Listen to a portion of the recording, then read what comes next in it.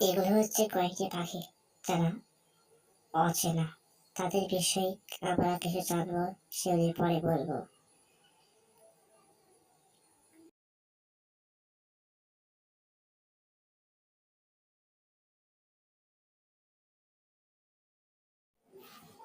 আসসালামু আলাইকুম। আমি আজকে আপনাদের কিছু অজানা অচেনা কিছু জিনিস নিয়ে কথা বলবো, কয়েকটি পাখি, প্রাণী এবং মাছ নিয়ে। 1 নম্বর, মহল চড়া, যারা একটি পাখি। পাখিটি নান্দনিক সৌন্দর্যের জন্য একটি ময়ূরের সঙ্গে তুলনা করা হয়। এর মাথায় সুন্দর তাজ থাকে, এদের ডানায় ও পিঠের দিকে সুন্দর নকশা এদের স্বতন্ত্রতা দান করেছে। এটি ইসরায়েলের জাতীয় পাখি, যা ওই দেশে হুদহুদ নামে পরিচিত। 2, বহেমিয়ান ওয়াক্সউইং। এই পাখিটি সুন্দর রঙের অধিকারী। খাবারের জোগান কমে এলে এরা আর্কটিক এলাকার স্বাভাবিক বাসস্থান ত্যাগ করে আমেরিকা বা ভূমধ্যসাগরের খাদ্যস্থলে চলে যায়। 3, পিপিলিকা কাবুক।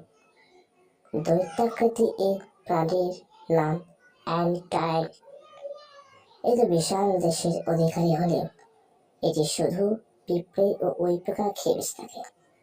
বিচিত্র এই প্রাণীটির জিহ্বা প্রায় 60 সেমি লম্বা হতে পারে। অ্যান্টাইলের জিহ্বা এক ধরনের আঠালো পদার্থের আবৃত থাকে, যার দ্বারা সে পতঙ্গকে সহজেই তার জিহ্বা বন্দী করতে পারে। 4, কাঁকড়া বিছে।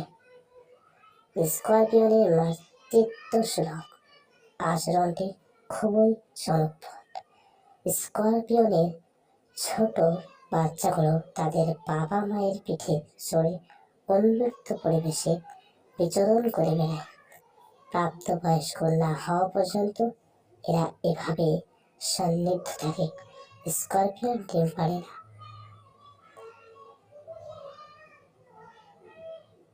এবং এরা অপত্যের জন্ম দেয়। বাচ্চাগুলো নিজে শিকার করতে দেখে তাদের মায়ের থেকে আলাদা হয়ে স্বাধীনভাবে থাকতে শুরু করে। 5, টুনা মাছ। সামুদ্রিক মাছের মতো অত্যন্ত দ্রুতগামী মাছ হচ্ছে টুনা। এটি ঘন্টায় প্রায় 45 মাইল বেগে সাঁতার কাটতে পারে। কোনো কোনো টুনা মাছ লম্বায় প্রায় 14 ফুট পর্যন্ত হয়।